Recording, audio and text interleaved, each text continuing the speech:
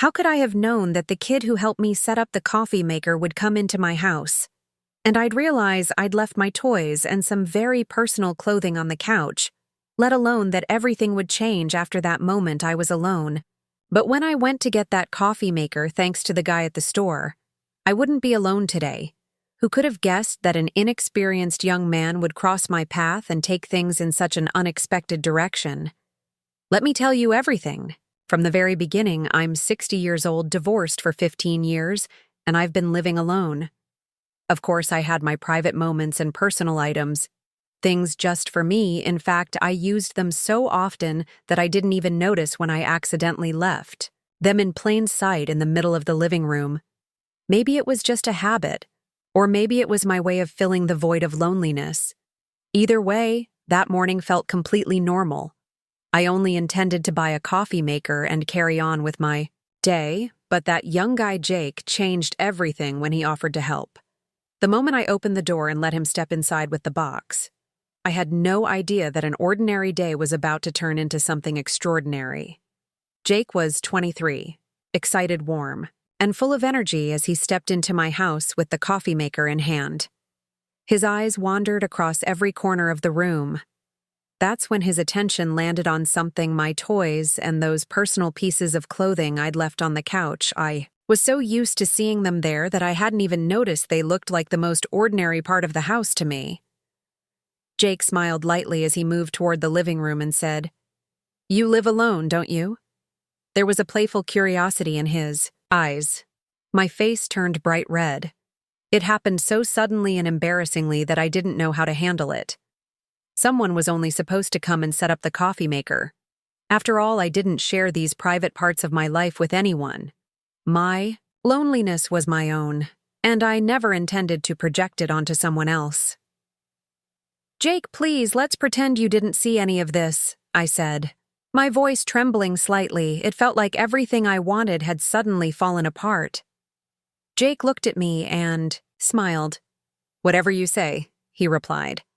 "But you know these things aren't exactly easy to overlook. They kind of demand attention just like you do." That made me feel even more flustered. I slowly turned my head away and muttered, "Jake, please don't forget to subscribe and turn on notifications for more stories like this. I know you won't be able to resist leaving a comment after hearing this one through. Let's chat about it below. I can't wait to hear your thoughts," but with his usual warm and genuine demeanor, he kept going.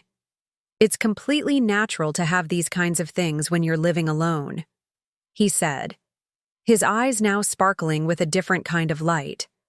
"We all have our needs, you know, but sometimes this kind of stuff just isn't enough." I could feel the subtle emphasis in his words at the end. It was as if he was trying to connect with me, to reach out in a way that felt both bold and gentle. Our eyes locked for a few seconds, and in that moment, something began to spark between us, a pull, an unspoken attraction, a quiet intensity. I could feel Jake's warm gaze on me, and with every passing moment we were getting closer. Every word he said somehow touched my soul. And that's when I realized what I was feeling was different. Jake said I noticed it the first time you came to get the coffee maker with a strange spark in his eyes. You gave me a feeling I've never had before. I paused for a moment before replying. What could I even say? Say my feelings were all over the place. But resisting this pull felt nearly impossible. "You did the same for me," I said with a small smile. "Young man. Otherwise, I'd have never accepted your offer to help and let you into my house." I said that. But inside, I knew I felt something deeper. Jake had gotten under my skin somehow. His body, his demeanor, his way of talking, everything about him so relaxed. So charming, it was getting harder to keep my eyes from betraying what I felt. There was a bit of silence before I finally said, "I've been in these jeans and this shirt all day. They're suffocating me, trying to ease the tension. I'm going to go change into something more comfortable. Make yourself at home." Jake's gaze lingered on me. I tried to look away, even just for a second. But I couldn't. I felt so drawn to him, the space between us shrinking. By the second upstairs, I slipped into a sleek figure hugging spaghetti strap dress. I touched up my makeup just a bit and made my way to the kitchen. But as I came down, I noticed Jake, standing by the living room door. His eyes, whether intentionally or not, were on me for a moment. I stood there hesitating, letting my thoughts run wild. All right, I thought to myself. Young man, your intentions are pretty clear. You're like hitting the jackpot for me. So let's roll with it, I thought that to myself, then acted like I didn't notice him watching me and stepped toward him. Jake, I said in a playful tone. Are you single? Got a girlfriend? Or do you spend your nights alone? As I looked at him, a spark flared up inside me. We were so close now that every word, every move, every glance seemed to carry a deeper meaning. When I saw the excitement and shy curiosity in his eyes, a smile crept onto my face. If you finish setting up the coffee maker, how about we make some coffee? I said, barely noticing the slight tremble in my voice, and let's chat. You can tell me all about yourself. As I moved closer to him, I felt a warmth, building inside me, every little thing about him pulling me in. Jake sat down on a chair, but he kept shifting, struggling to get comfortable. I, on the other hand, took another step and pulled my chair right next to his as I slid it firmly under me. My skirt inched up just a bit, just a few centimeters, but I was completely aware of it. Jake's eyes traveled up, stopping just short of meeting mine. I could feel how attentive he was, how genuine. I glanced at him, trying to gauge this new closeness, and smiled. Crossing my legs casually, I rested an arm on the back of my chair. Did you get impatient? Waiting for this? I teased, trying to add a playful vibe to the moment, but the tension between us quietly kept. Rising Jake, slightly flustered but never breaking eye contact, asked, "How old are you?" His voice wavered slightly between surprise and admiration. "I thought you were 50 FT." A sparkle lit up in my eyes. Did he really think I was 50? That was interesting and oddly flattering. I couldn't help but smile. "Do you like 50-year-olds better?" I teased, raising an eyebrow as I studied him. Each word, each moment between us brought us closer together, fueled by the heat of the moment, the look of surprise in his eyes. He seemed so taken with me. "No, that's not what I meant," he said a little shyly. "You look so young and beautiful." His words echoed in my head. A warmth spread through me, but at the same time I felt a bit uneasy. Being this close now. Taking another step felt There was a moment of silence between us. I took a deep breath and asked the question, "Do you have a girlfriend? Are you alone? How do you spend your nights alone?" These were questions I was eager and a little nervous to hear. Jake lowered his voice, his eyes locking onto mine. "I'm alone," he said at that moment. I truly believed he was alone. But it felt like the kind of loneliness he didn't really want. We looked at each other for a while, and I knew he could feel the intensity in my gaze.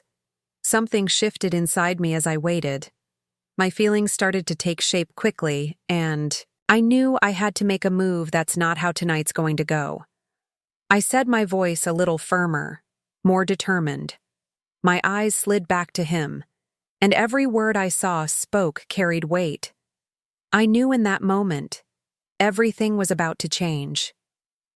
"Jake, come," I said, my voice lower than usual, but definitely more inviting with my eyes.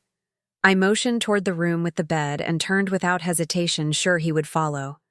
I heard his footsteps behind me, his breathing a little quicker now when we entered the bedroom. Jake stopped near the door.